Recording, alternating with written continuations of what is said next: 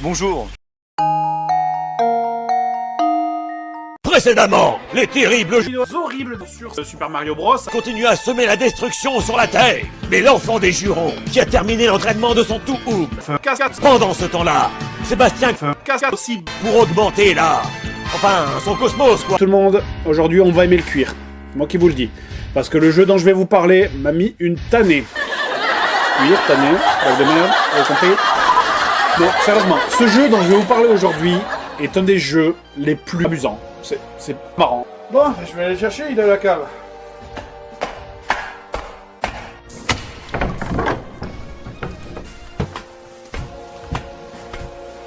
Waouh, c'est pratique la technique du hors-champ. Allez, nous y voilà. C'est parti pour Dragon Slayer.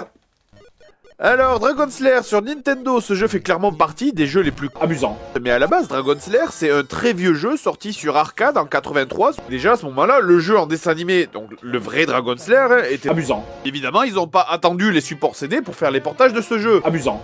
On a aussi eu droit à des adaptations de ce jeu en plateforme et on va commencer par la fin avec Dragon Slayer sorti sur Super NES en 92. Niveau... Pourquoi le niveau? Parce que à la fin, quand il joue, ben c'est comme ça. Donc, ce niveau commence par une bonne corde qu'on peut pas attraper. La bonne corde qu'on peut pas attraper. Hein. L'indispensable ingrédient d'un jeu de... Amusant. Ah putain, si tu veux faire un jeu... Amusant. Il faut forcément qu'il y ait quelque part une corde qu'on peut pas attraper. Le mot de passe. On va pas utiliser un mot de passe maintenant, franchement, ce sera abusé. Parce que... Et puis vous savez quoi, j'en ai plus rien à foutre, alors je voulais pas le faire, mais on va faire le jeu sur NES. Sur NES. Bon, essayons de redevenir calme. Alors, Dragon Slayer sur NES, ce jeu, il est très... Amusant. Chérie, je suis rentré. Comment vont les enfants? Ah, que ma vie est horrible depuis que j'ai arrêté les jeux vidéo. Donc, le jeu commence sur le pont-levis du château, où on a déjà un large aperçu de la galère qui nous attend. Même à l'intérieur du donjon, c'est aussi complètement... Amusant. Les serpents, par exemple, ils apparaissent à des endroits que rien n'indique. Il n'y a pas de petites fissures dans le mur ou quoi. Donc, à la fin du niveau 2, on a un boss relativement... Amusant. Qui ensuite nous amène vers ma partie préférée, l'ascenseur. Le niveau. L'ascenseur va tomber et s'arrêter devant des plateformes. Chaque plateforme correspond à un niveau. Mais absolument rien n'indique quelle plateforme tu dois prendre. Hein. Au passage d'ailleurs, notez que la hitbox des plateformes est totalement dépendante du mouvement de l'ascenseur. Ça veut dire que si tu sautes 1/100e de seconde trop tard, alors que tu tombes parfaitement sur la planche, tu traverses et tu meurs comme une merde.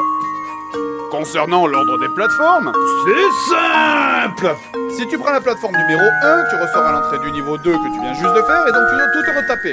Pour aller au niveau 3, tu prends la deuxième plateforme. Si tu prends la troisième plateforme, tu rentres dans une salle à part où tu es bloqué par deux portes. Pour accéder au niveau 4, c'est aussi la troisième plateforme mais qui se débloque après le niveau précédent. Et enfin, pour accéder au niveau 5, il s'agit évidemment de la première plateforme qui 2 minutes avant était en fait le niveau 2. That should do it.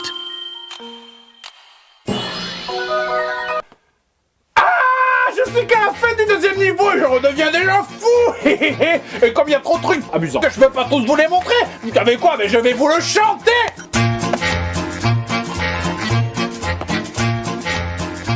Recette pour jeu pourri.